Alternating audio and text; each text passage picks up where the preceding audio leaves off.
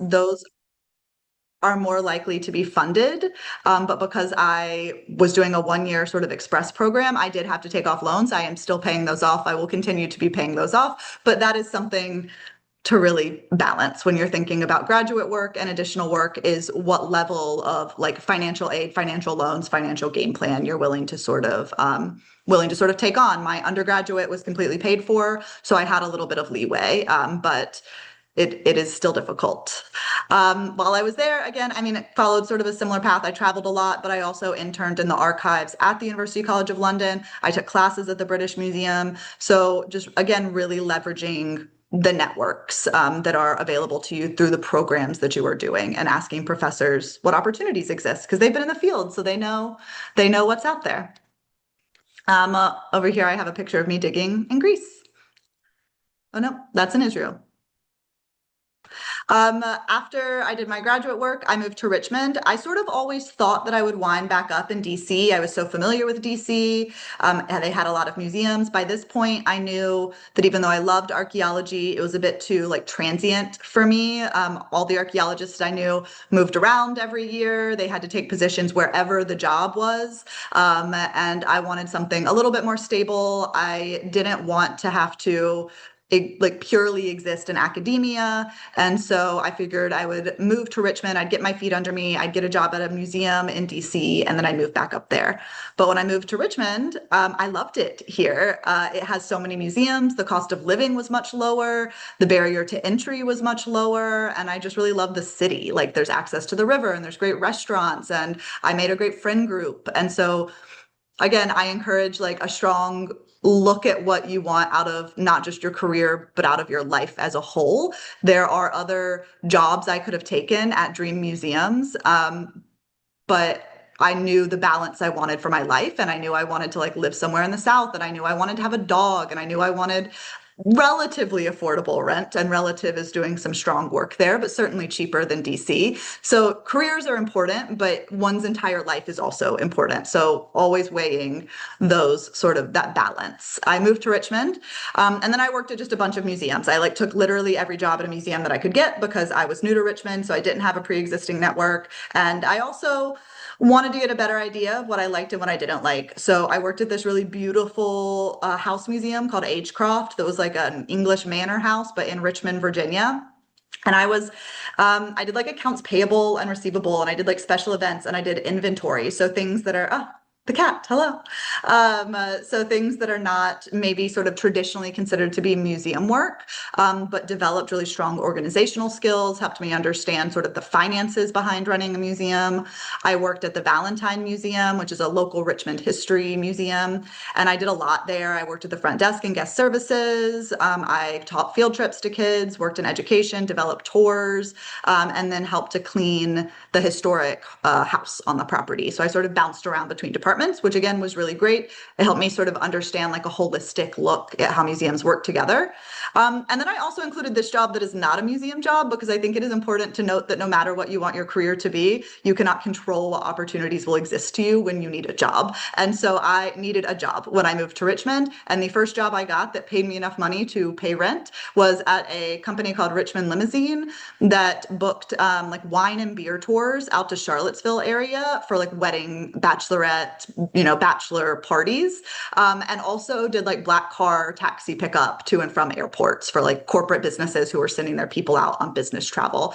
And I was an office manager there. So I like did bookings, I did scheduling, I dispatched, I, made sure everything was organized in the office. And in some ways I really liked it because I have a real itch for keeping things organized. But mostly what it did was give me like the flexibility to continue to apply to jobs in the career that I knew that I wanted. And I was very lucky because then after about a year and a half of sort of juggling various part-time jobs, including Richmond Limousine and some of these museums, a position at my current place of work opened up. And that was booking field trips. And the reason I specifically bring up Richmond Limousine is because after I got hired and I sort of, got more comfortable, and I asked like what it was about my interview interview that helped them decide to hire me ultimately. He said, my boss said that a lot of it had to do with the booking experience at Richmond Limousine, because it was clear that I could work with kids. I had been a nanny, like I had been an educator, but my position was about booking field trips, corresponding with teachers, scheduling people to make sure all those field trips were getting taught. And so he was like, that sort of organizational and logistical skill was very important to us, even though that wasn't something you did at a museum. And so I think it is important, no matter what career path you are pursuing, to identify the skills that are crossover skills and like really talk about them, even if they're not happening in the exact same like space that you want to be working in. If someone, I do a lot of hiring now, and when I see someone has worked at a restaurant, that is such a green flag. That means they can work in a fast-paced environment. That means they can work with a lot of different types of people. That means something has gone wrong in a moment and they have had to figure out how to fix it. I love a restaurant worker. That is not a museum job, and I am hiring exclusively museum jobs right now. So just because you haven't had all the experience in one area does not mean the experience you have is not relevant. And I think that's just really important to keep in mind. But now I am here. I am at the Virginia Museum of History and Culture, and I love it very much. So I started as the field trip coordinator, booking field trips, teaching field trips, designing new tours when we open new exhibitions. And I did that for about 2 years before we had some internal like shuffling of positions. And so I got promoted to manager of museum programs, and that came with additional duties managing our volunteer corps and planning like teacher workshops and things like that. Did that for a few years and then was promoted to my current position as director of history education. And so now I oversee a team that does all the stuff I did before. I have another field trip coordinator who's great. I have 3 part-time educators who teach the field trips. I have a Virginia History Day coordinator who runs a big year-long statewide contest that's like a science fair, but for history at like progressing. Actually, I think you guys sponsor a Women's History Award for us at our Virginia History Day, which is very nice. And I also oversee a team of about 10 to 15 volunteer docent educators, and then anywhere from like 50 to 100 special events volunteers who help us out with our large public programs. So a lot of things going on. And then my day-to-day is still sort of creating interpretive frameworks. So for example, we have an exhibition called We the People opening in at the end of this month, in a week and a half, which is crazy. We've been planning it for 2 years.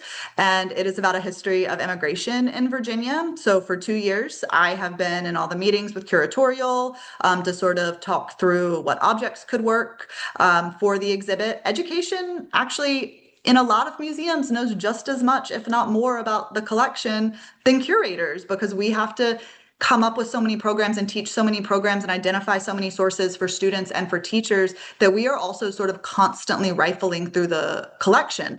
They might have a deeper depth of knowledge. Certainly our curators on this immigration exhibit now have much more knowledge about immigration in Virginia than I do. But when we're just starting out, because our education team has sort of like a wide, shallow lake of knowledge, they come to us early to see what sort of we already know about and what's already in our head and what the public school standards of learning are telling that students need to learn about immigration and things like that. So that's always really helpful. I've worked at other museums where education and curatorial were not so tightly aligned, and it makes things much harder. When I came on to the Virginia Museum, the process was very like, curatorial does the exhibit, it opens, and then education learns the exhibit and then has to start giving tours. But because I am in the room from the beginning now, I can like keep my team updated on content, on interpretations, on objects, like for the entire time. And then when it opens, we have a much easier time sort of getting up and going to leading tours.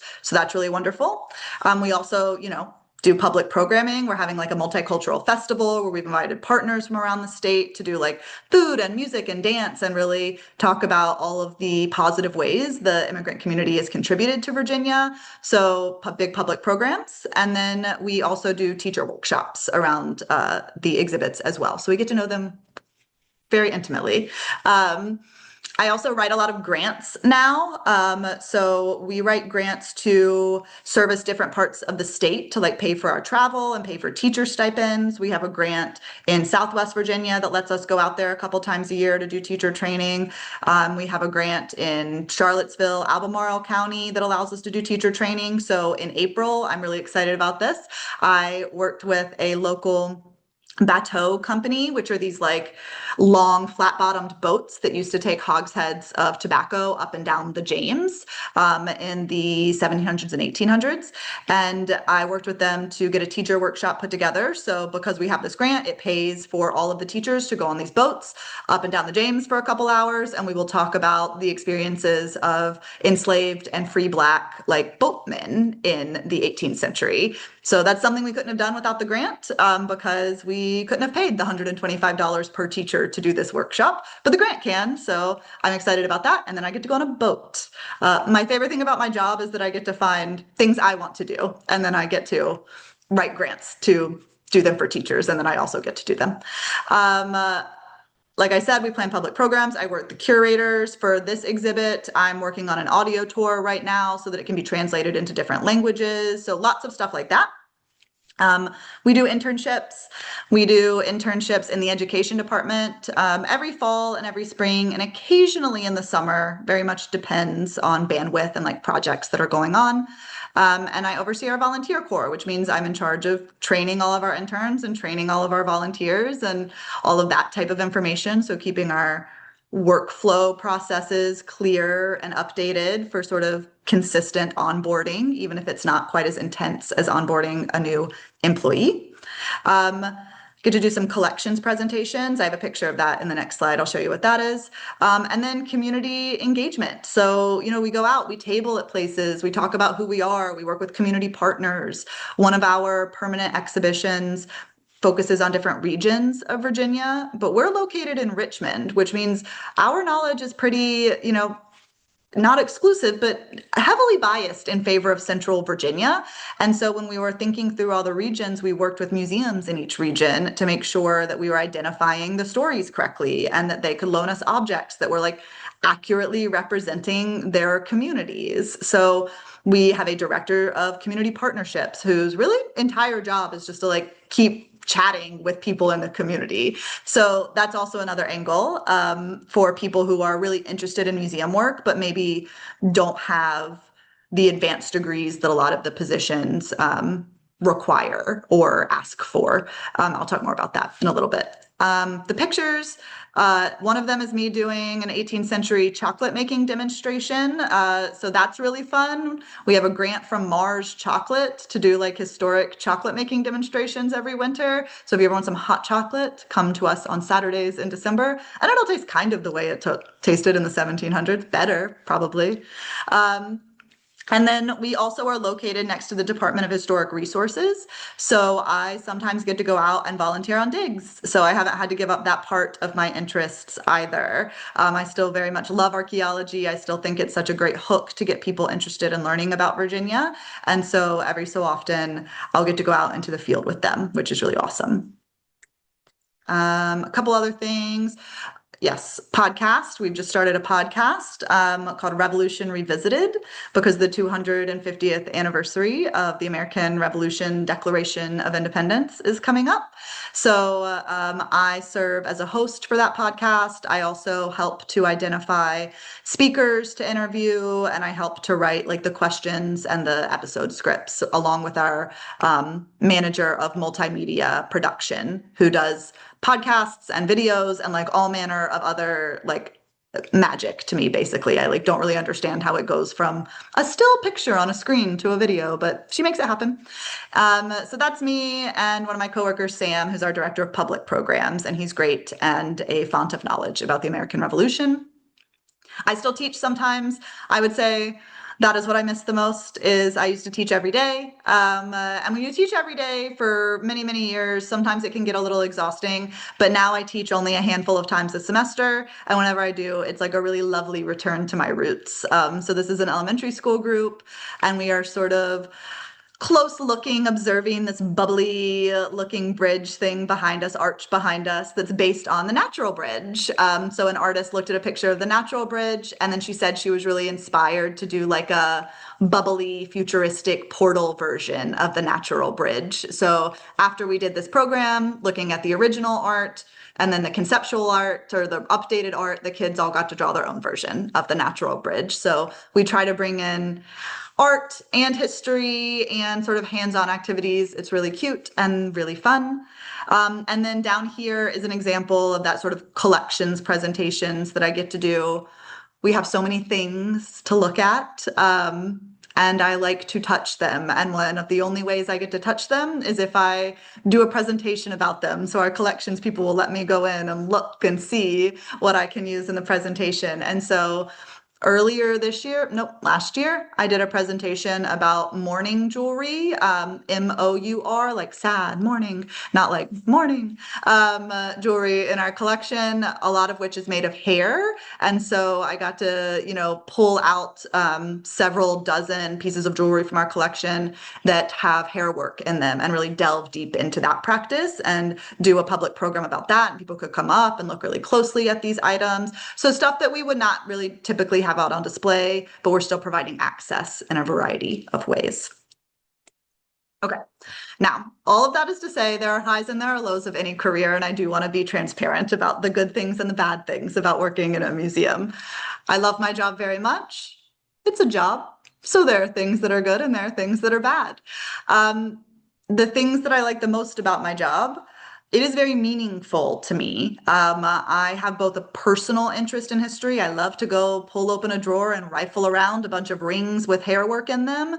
But at its best, showing people how history has created the world that we live in and has created the systems that we live in is incredibly powerful. To talk to people about, a history of immigration and to show them that the conversations that we are having now have been had before is very powerful. To show people who have stood up against inequality in times where it has been hard is very powerful. And so I love being able to make those connections and to share stories to groups of people who maybe feel that their own story has not always been told. And I like doing that for adults, and I like doing it for kids. I think if we create a generation of kids who think of museums as places that are welcoming and inclusive and help make them connections and help, show them the ways in which a world can be better, then that's a future generation that will actually go out and make the world better, right? That'll live up to that inspiration.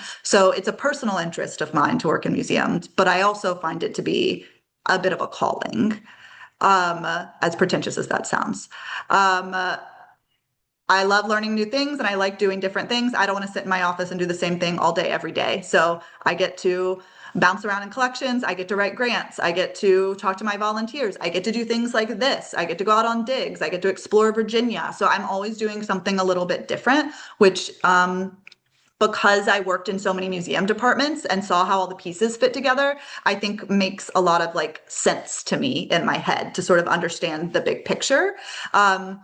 That being said, I really, really admire people who can sit and do one thing all day, every day, because like I said, we have a lot of stuff, which means we have a big backlog of stuff that needs to be processed, added to the collection, not just added to the collection, but added to the collection in a way that is useful, where people can search and find it. And so we do have a large staff of people who do that. They photograph it, they process it, they add those keywords, and they are mostly sitting at their desks every day and doing that most of the day. And so without them, museums wouldn't even exist. My job wouldn't even exist because they wouldn't even put the stuff in the collection for me to talk about. So to be clear, no matter what type of day you desire, there is a job in a museum for you, and we need them all, or else we would not be able to function. And then I get a lot of opportunities to explore Virginia. I am from South Carolina originally, but I went to boarding school, and then I went to DC for grad school or for undergrad, and then I went to London for grad school. So I've bounced around a lot. Virginia is the longest I've lived somewhere, except for as a little kid where you don't necessarily feel that you have a lot of like control over your life. And because I have done so much public history work and museum work and met so many people and had opportunities to go, I mean, explore just about every part of the state, I feel very invested in Virginia. I feel like when I look around, I know what I see, and I like understand what I'm looking at, and I want to like continue to live in a state that has a lot of really amazing history and has been on the wrong side of some of it, but has consistently fought to like do better, because there's so many of those stories in Virginia as well. And it's so beautiful. There's mountains, there's the beach, there's cities, there's country. So I love Virginia, and my job lets me explore Virginia. So those are all my favorite things. But the things that are important to keep in mind about museum careers, it's very competitive. There are not as many jobs as there are people interested in those jobs. And there are not very many entry-level jobs. The entry-level jobs that you are going to see are often going to be internships, which might only be applicable to students. Like, what do you do once you've graduated and you need that first year job right out of school? And a lot of the jobs are going to look like they should be entry-level jobs. Like, you could do it in your heart of hearts, but they still are requiring 2 or 3 years of experience. And how can both be true? And that is not a problem that we have solved as an industry in the museum world. And I also think exists as a larger problem in many, many career fields. So competitive, not as many jobs as there are people. And for the jobs that do exist, they do not pay very well most of the time, to be very transparent. You will regularly see museum director jobs advertised for $40,000 to $50,000 a year, asking for people with masters, with 10, 15, 20 years of experience. I am very lucky. I have found a job that pays me enough money to live in Richmond. But there are not many of those jobs out there for museums. And in order to get them, oftentimes, you have to go through a lot of years of not making a lot of money, of having roommates, of taking volunteer jobs, etc. So I do just want to be like transparent that is the world that museums are in. I don't love it. We try to combat it at VMHC in some ways. All of our internships are paid. We don't do unpaid internships. But they're still internships. So, I mean, that means you're not making more than $15 an hour. You're not doing more than 8 to 10 hours a week. So we try, but there's only so much to be done in a system that has a lot to change, I think. So highs and lows, important to mention.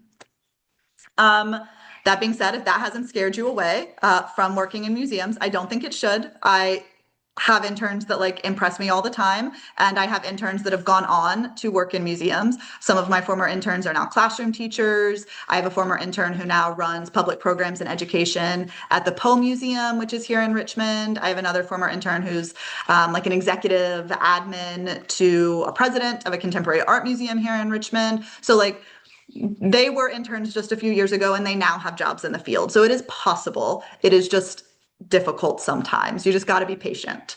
So my advice, a lot of it is like what I said at the beginning.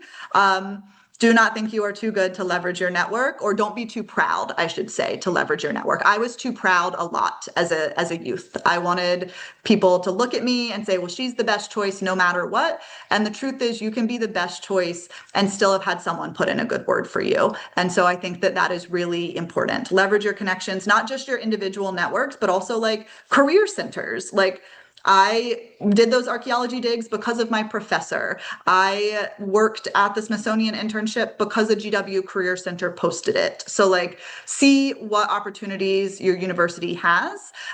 We work with some William and Mary students, and a lot of them like need to intern in the summer. And so they have a special internship at William and Mary that like pays not just hourly, but also stipends and housing and things like that for their students to come and live in Richmond for the summer to be able to do that. And I know a lot of universities do stuff like that. Like, I know that we've talked about stuff like that too. So, just ask what's out there. Now, a couple of these things, the middle two things are my personal pet peeves, but as a person who supervises a lot of people and hires a lot of people, I do Just need to say them out loud. Answer your emails. There is nothing worse than when I send an intern an email and then I just never hear back from them. And then they're like, oh, yeah, you sent the email. I got it. And I'm like, well, I didn't know that you received it. I've not received any answer. I did not receive any acknowledgement. Answer your emails. Confirm receipt. Answer them in a timely manner. If they ask for a schedule, give them your schedule, etc. And then I know that it's really easy in a part-time job or an intern position or a volunteer position to lose heart some days and to be like, well, I'm only getting paid like X, Y, and Z, so they're not going to get my best work. Or I'm so tired. I've had to work 50 hours this week in my various part-time jobs. And that, I agree, it should not be the way the world is. However, currently it is the way the world is. And so I have had people in the past that I supervised who I thought were very talented, but for whatever reason, maybe one of the ones that I've mentioned, or maybe different reasons, they did not take the position seriously. They were flaky. They didn't answer emails enough. They showed up late. That when time came for me to have the ability to promote them internally, it was difficult for me to do that because they had not shown me that being given more responsibility would equal a better performance. The performance they showed me was not a good one. And so even when you feel that it is, you shouldn't have to give your best to a place that maybe isn't giving you their best. And I understand that. I feel that fully emotionally. Sometimes, unfortunately, you just have to. And then that carves out a future opportunity. And that is some of my best advice. If you are still interested in working in museums locally in Virginia, Virginia has like the most robust state museum network. It's called VAM, the Virginia Association of Museums. And they have a huge job board for museum postings. I highly recommend. And yeah, I mean, it is like of all the states, like the most robust. And they're always posting. They have like a museum professional certificate you can do that has you travel around and take different classes and different tracks. They have a conference that you do not have to like work at a museum to go to.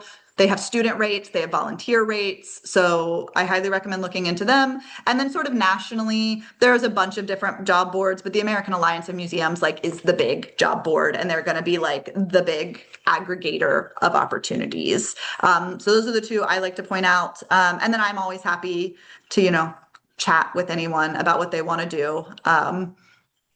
Obviously, I've veered more into education and public programs, but I've done a little bit of everything. So even if I'm not like the ultimate person whose path you would like to follow, I think I can be like helpful in pointing out other people you can talk to or other ways to like verge into other museum careers.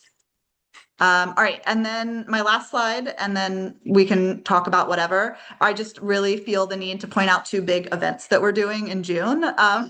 So if you want to come to Richmond, come on down for these. So VMHC has been sort of spearheading in many ways the museum side of the 250th effort. We had an exhibit last year that we co-curated with the bear. Sorry, my dog has found his toy. Bear, come here. We did an exhibit last year to co-curate an exhibit about the 250th with the Yorktown Foundation that closed at the end of last year and is now going to the Yorktown Foundation. So it will have been up for about 2 years total and traveled between the two places, which is really, really cool to have been able to like work with their curators and have access to their collection, because obviously Yorktown Museum, they've got good stuff about the American Revolution. And then this June, we are doing these big two events. So June 12th through 14th, we're doing an event called Richmond Sail Fest. It will be at Rockets Landing in Richmond, which is a deep water port. It's one of the reasons that Richmond grew to the size and the prominence that it is because these big ships could come up from the bay to Richmond before hitting the falls, and like it becomes a major trading hub there before things go farther inland. So we are bringing in a bunch of tall ships and like military ships. So like I don't know, this big pirate shippy looking one is coming to us from the Netherlands, which is cool. And so we are actually working with like, not we, me, we, the city is working with the Army Corps of Engineers to like build temporary docking and everything for them. And people will be able to go out and like get on them and tour, which is really cool. And then we also will have like festival vibes other than that. So partner tables, games, activities, music, food trucks, all of that good stuff should be really fun. It's free. I mean, it's just like an open festival. And then on towards the end of the month, June 25th through June 28th, we are doing a big sort of building front illumination where we are working with an AV team and a very mighty team of projectors to do like a 15-minute video basically on the front of our building. So it will also sort of be block party vibes. And then when it gets dark, people can line up and sort of watch the story of the last 250 years, longer, of the last 400 years. We're starting with Indigenous history, play out on the front of the building. And so that's not just Virginia history, that's American history. So some things will certainly be left out. But I've seen some clips and the artists are doing really cool stuff like animating old paintings and like at one point during the Civil War section, a cannonball like explodes and rolls across the building. So it's really amazing. I can't wait to see the whole thing. So I just wanted to point those two events out. If you do want to come visit us, that is a good time to do so. Okay, and I'm done. Yes, and now I'm here. All right. Does anybody have any questions? That was a wonderful talk. Um, we have one question in the chat. Is that similar to the recent display projected onto the Washington Monument in DC? Yeah, I would say it is technically similar and that it is also a projection, but I would say content-wise, it is not similar as I watched some of the display projected onto the Washington Monument, and I don't think they did like a great job telling the diversity of the history of the country. So ours is aiming to be more diverse. Oh, I'm glad Other you agree. questions? Feel free to put questions into the chat box, or you can raise your hand or unmute yourself. Lauren, go for it. So I'm interested in museum education pretty heavily, and I know that there are some other people in the class who are too. Um, and I'm really interested in how transitioning your background into museum education has gone for you, because as far as I'm aware, a lot of museum educators have education backgrounds as opposed to history and art history backgrounds.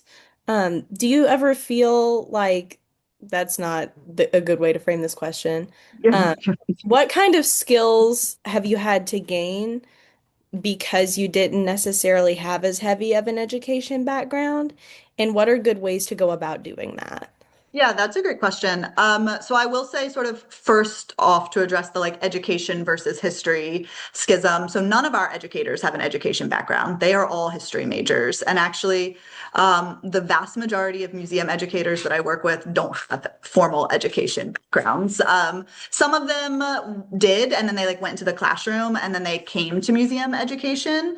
But I find actually the greatest skills for I've had like theater students who have been incredible educators because they're so animated. So the biggest skills for working in museum education are going to be obviously like being comfortable in front of a variety of age ranges, being able to speak loudly. You wouldn't think that would be one, but you know, I've had really incredible interpreters who speak quietly, and so we've had to get them like microphones, and then they're amazing. So loudly, expressive. It actually doesn't matter what type of history you know. A key important thing about being a museum educator is being able to learn a lot of information very quickly and then like engagingly tell it as a story to people. So I didn't study American history. I am not from Virginia. I had to learn all of this content when I moved here. But, you know, I looked at state standards, I looked at general overviews, and it turns out when you talk with your hands a lot and tell it like a story, people tend to just sort of believe you, and then you can build up the history content. as needed. So enthusiasm, I did read some sort of educational like pedagogy. I wanted to understand like what was the best way to introduce race to like a kindergartner versus a fourth grader, things like that. But the best experience is just working with the kids. They'll teach you. They'll not understand a question or they will, and then you'll rephrase it and then you'll get used to it. So, education background or history background or theater background or English background, whatever. It's just about telling stories, I think. That's great. We have a question from Melissa. Was it challenging to build a network in the UK and then rebuild a network in the US after graduate school? Yeah, that's a great question. The answer is yes. Actually, I never really thought that I wanted to stay in the UK long term. And so for me, I was like, oh, I am coming here to get this experience of doing this school at this amazing place and have these amazing opportunities. But I know that I want to go back to the United States ultimately for my career. But I know other people who wanted to stay in the UK and it was really hard for them. At least at the time that I was in school, this might have changed now with some of the like, I don't know, Brexit and political laws have changed over there since I was there. But there was a law that like if there was a candidate that was like equally as good as you and already a UK citizen, like you would hire them because you wouldn't be sponsoring like a work visa for me. So you had to be like far and away the best candidate. So already more difficult than working in the United States. And then pay is also low in the UK. And like London is an incredibly expensive place to live. So I do know Americans who tried to do it and it was difficult for them. Some of them did it for a couple of years, but ultimately ended up coming home. I didn't really consider like the network thing, and that was a bit of a miss for me. I like moved to a whole new city after the UK, moved to Richmond. I was lucky to be able to build a network here. But when you are considering grad school, if there is like a place you want to live or a museum you want to work at, it is worth looking into schools in those areas to see what connections they have to be able to build that throughout grad school. Because grad school was a lot of fun for me. I learned so much amazing sort of esoteric information, but I would not say that it like was a logical step on my career path. In some ways, it was something I did because I loved it so much and I wanted to do it, but not necessarily something that on paper made the most sense for like a 1+1 = 2 of the job that I have now. I worked hard, but I also got lucky.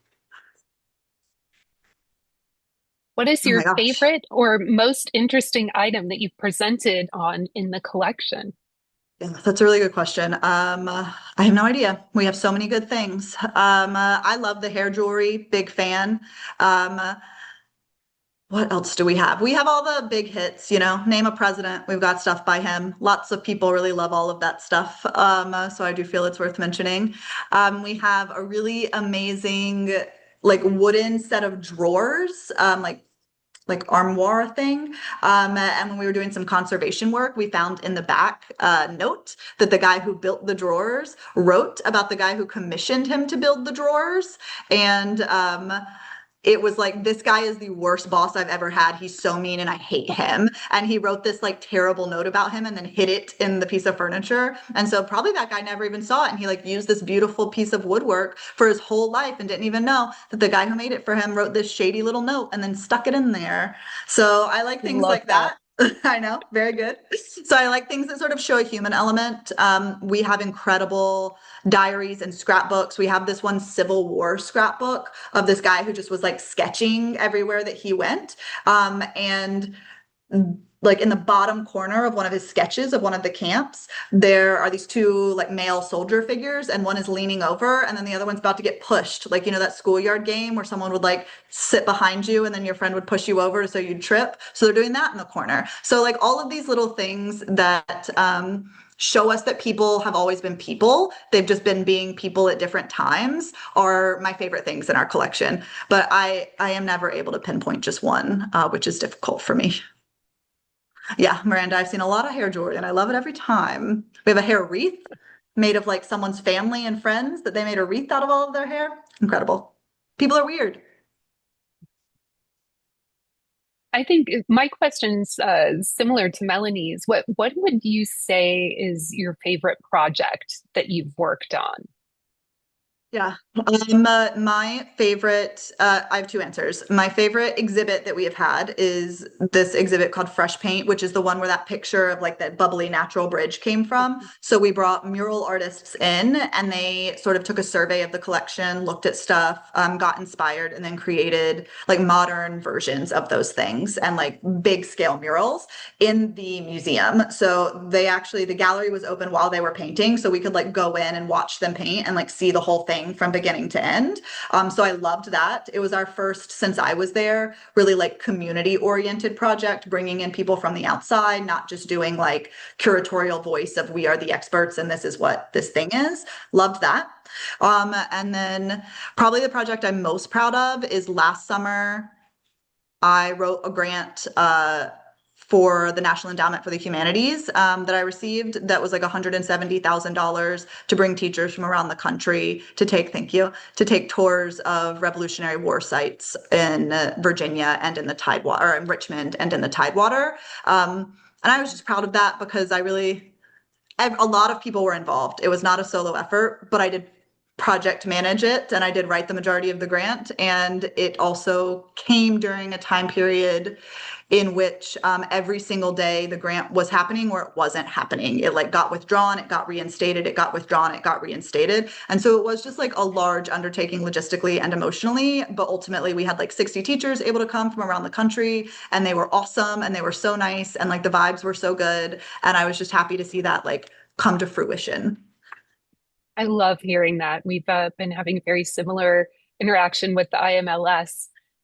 So all the students who are here from my behind the scenes at the museum class are well aware of these things. So kudos to you for securing that is a major grant and that's a huge deal. So Yeah. all right. Were there any other questions that we're missing? What do you hope to do in the future of your career? Good one. No, that's such a good Thinking question. Someone asked me this question just the other day, and I am at a loss. I don't have an answer. I love what I do now, but I am 35. I've been here at my current museum, like I said, for about 10 years. It seems crazy to me that this would be the job that I have for the rest of my life. Like, I'd love to work new places and learn new things and see new buildings. Um, but I don't know exactly what that looks like. I don't want to be an executive director. They tend to be primarily focused on fundraising, and that is not my calling. I would love to be a second in command of someone who raises me a lot of money and then tells me projects to do. Um, so I don't know. I'm really happy where I am, but I have started to think about growth and different projects, and I haven't quite settled on an answer there. But I know that whatever it is, I want to be able to keep traveling around and like sharing stories. Yes. Do we interface with any universities? Through our internships, we do. So we get primarily VCU and University of Richmond students just because they're local. Occasionally we have some J-term or summer interns from around the state. We do field trips. Field trips seems juvenile, but we do gallery tours for college students. So we do lots of programming for college students as well. And then, when asked, we do presentations for classes. So that could be something like this. I work with a couple of elementary education professors who are like working with pre-service students, and I talk through like our scaling methods for a kindergartner versus a fifth grader, that type of thing. So we'll like do little guest spots. But we actually are always looking to work with universities more than we do now.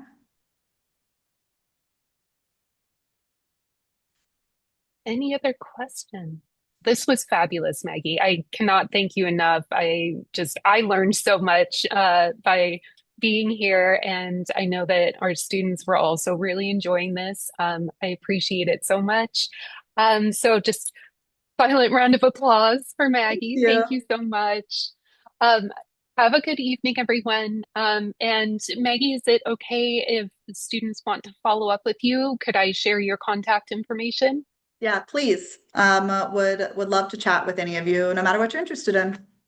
Thank you so much. Have a good evening, everyone. Bye, guys. Bye.